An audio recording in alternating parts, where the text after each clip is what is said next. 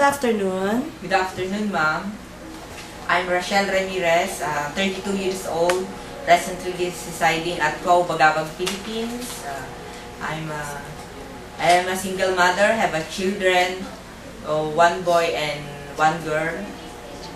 Ages, the boy is 3 and the girl is 11. Okay, and how many brothers and sisters do you have? I have 4 sisters, ma'am. And you are the... I am the 3rd child.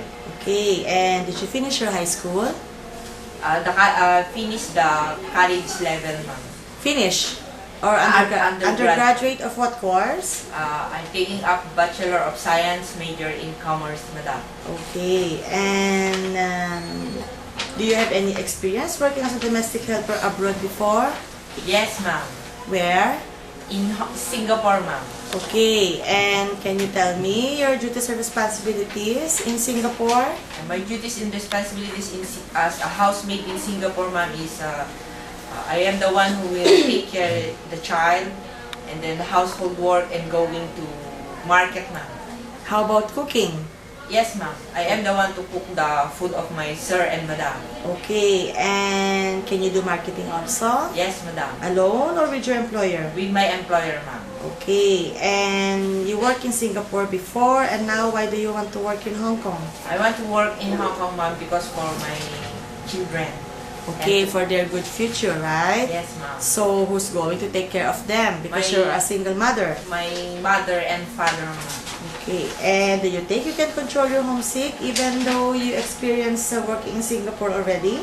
Yes, ma'am. How can you control your homesick? To control my homesick, ma'am, I keep myself always busy by doing my work in my house of employer.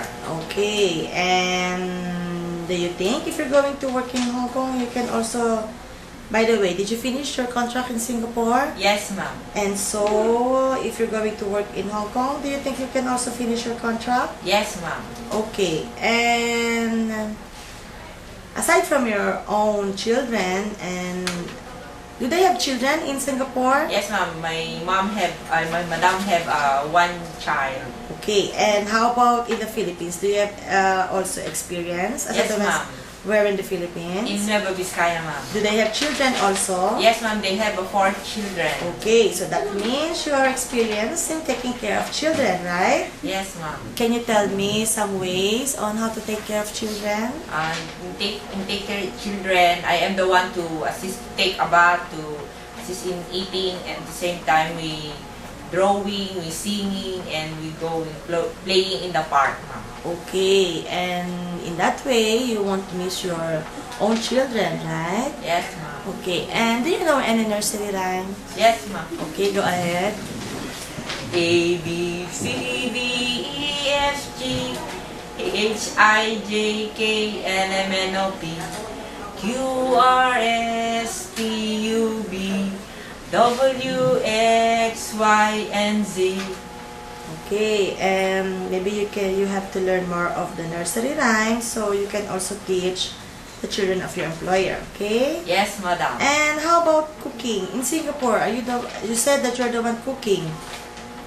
You're Yes, the one ma'am. preparing the food, right? Yes, ma'am. Especially in the dinner time, ma'am. Okay, and do you know any Chinese dishes because you're going to work in Hong Kong? Yes, madam. Like what? Like the chicken rice, at the same time the porridge, ma'am, and I prepare also the long soup and the small soup, ma'am. Okay, and can you give me your short message for your future employer?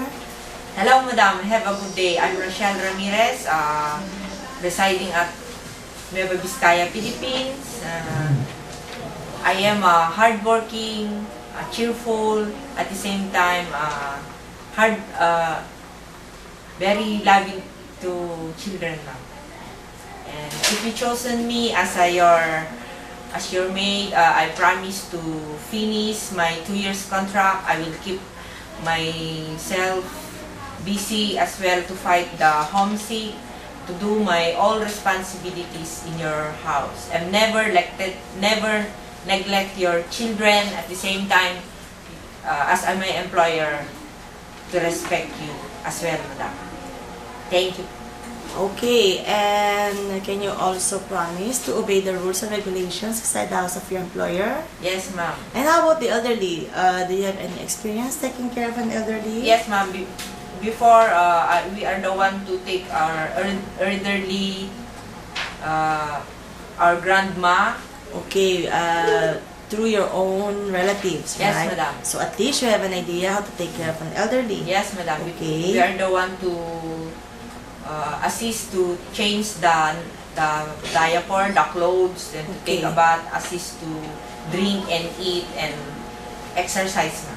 Okay, and do you think if ever your employer is sick, you can do some errands for her? Yes, ma'am. Okay, and if you commit mistake, what are you going to tell your employer? I will say to Madam and Sir, Madam, I'm very sorry. Okay, and can you promise not to do it again? Yes, Madam. Okay, and if you have problems and if you need to know something, you can always ask your employer to Yes, avoid madam. some mistakes and any problem, right? Yes, Madam. Okay, and how about pets? Do you love pets? Yes, Madam. Like? Dog and cats, ma'am. Okay, so there's no problem if there is a pet in the house? Yes, Madam. Okay, I think that will be all. Thank you, and I hope to see you soon in Hong Kong. Yes, Madam. Thank you, Madam.